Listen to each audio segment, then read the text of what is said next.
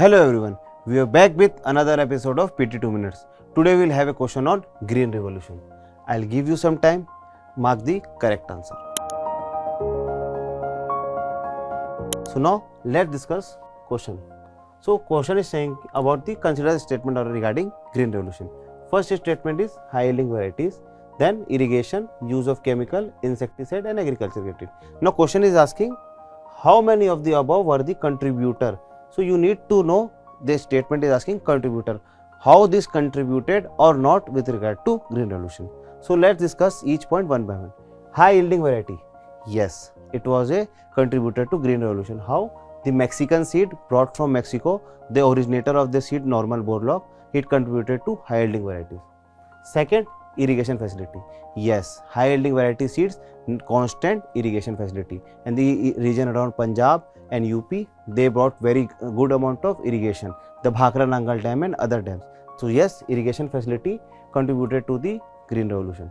Other point is chemical fertilizer, yes, they Green Revolution focused on productivity, and for productivity you need some external nutrient in the form of nitrogen, phosphorus and potassium. The reason why urea is still famous in India, because it was a very huge amount of used as a huge amount of chemical in the Green Revolution. So all the Punjab and UP belt definitely used chemical fertilizer, which contributed to the productivity in the region.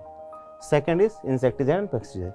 Yes, when we are using so much of fertilizer, obviously, and when we are producing so much of grain, it attracted insects and pest, and to remove them we needed insecticide and pesticide. So all these regions are now currently facing problem of the excessive use of insecticide and pesticide.